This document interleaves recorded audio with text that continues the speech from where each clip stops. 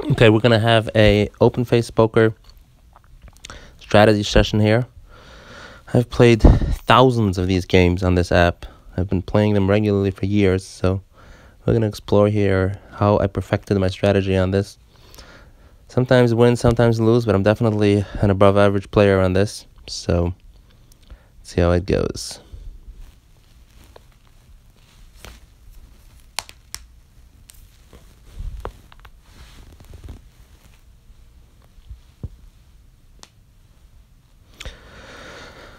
Okay, we have a pair of aces, but we also have 3 hearts, so we are going to go with the 3 hearts, break up the aces, and play an ace in the front to maximize our chances of going to Fantasyland. Now we're going for a straight in the middle, still drawing for those hearts in the backhand, and still hoping for that ace in the front.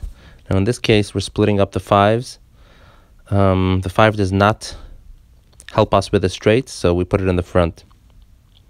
Okay, in this case, we are going to play the ace in the middle, 4 in the front. We're basically just giving up on our straight chances, and instead just preventing a foul.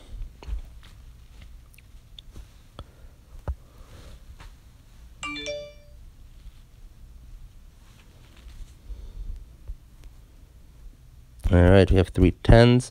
Now in this case, we are going to play the jack in the back, not in the middle, because we want to increase our chances of making trips in the middle without fouling the hand. So we want to basically have a card smaller than a 10 in the middle. So 3 10s with the jack and then ace in the front. Now here, like I said, the king in the middle doesn't really help us. Putting it in the front is a little too front heavy. And 8-7 is suited connector, so we're going to go with that. Now 6-9 would give us a straight draw. However, the 10, if it should come, would be needed for the full house. So I'm going to play this instead. All right, now we need a king 8-7-3 to prevent a foul. We did get the ace, and so we are at least not going to foul on this one. We have a full house in the back, and ace high in the middle, ace queen in the front.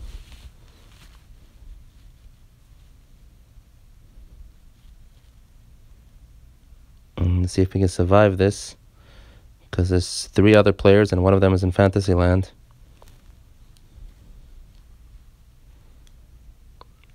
Can we survive this? Full house in the back. Is it strong enough? Okay, we are good.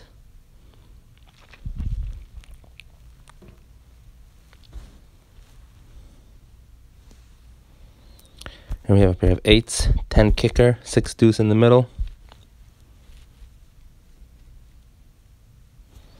And we're going to do the queen in the front. Pair of deuces in the middle, hoping to catch, hoping to improve. And, okay, so here we catch a queen, but we also catch a pair of jacks. So putting the queen in the front is just a little too risky, and the jack is going to have to go in the backhand. So now we still need a queen here, and we did not get it. So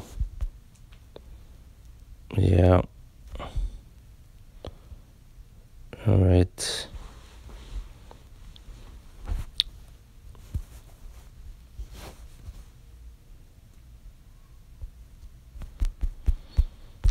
Three spades in the back, 5 in the middle, queen in the front. Getting a lot of queens in the front, but it's just the Fantasyland is not materializing, but at least we're not fouling, so that's also good. All right, so here we improved. There it is. Okay. See, now we need a spade in the back and an 8 or 5 in the middle, and there's 1 8 already out. So we're going to need help. Ace, 8 or 5 in the middle to prevent fouling and go to Fantasyland.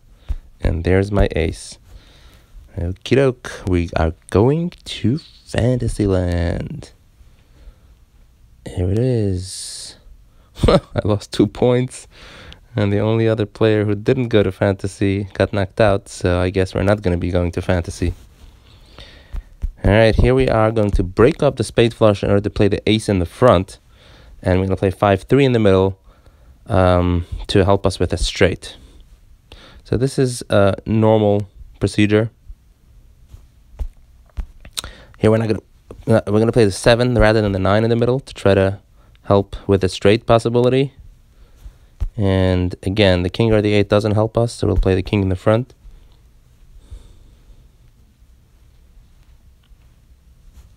Oh, this is not good. Okay, so here you see a 9 and a deuce are already out, so I want to play the live card in the middle to help us with a pair. And now we need a lot of help here. Okay, we survived. We needed a heart plus a pair in the middle to prevent fouling, and we got both of them, so that's good. Oh, wow, 400 points on this one.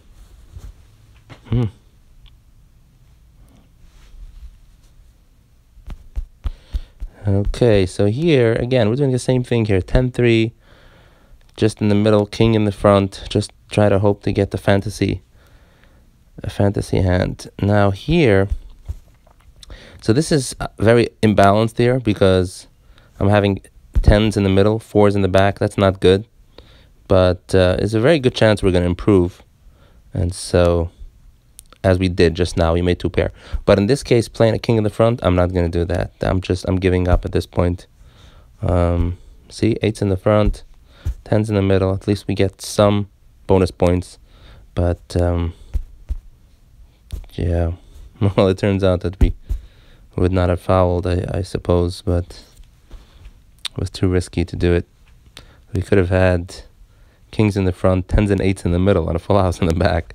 So would have worked out, but it was a little too much risk for me. Okay, so here, same thing again. 3 to flush in the back, and an ace in the front. And here, we don't want to play the 8 and the 7 together because we want to preserve our chances for a diamond flush in the middle.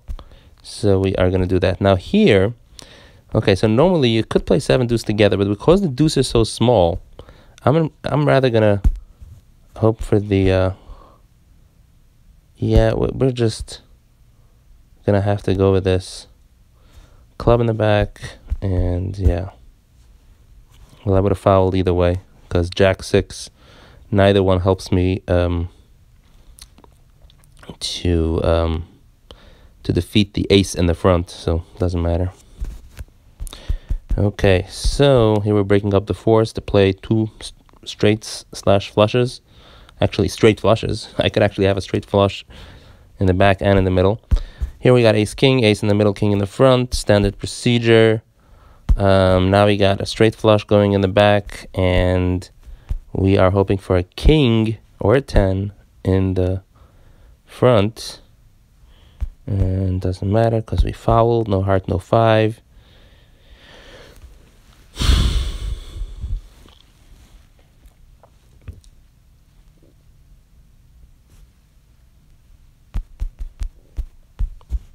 Going for hearts and for clubs.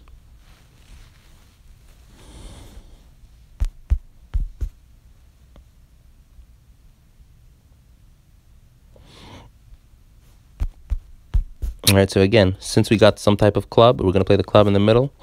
And same thing here. We're not going to play 3s. We're going to preserve our chances for a flush, which is a lot more profitable than having a pair of 3s. So there it is. There's our flush. And we won. Thank you for watching. That's how you play. That's how you play open face Chinese poker.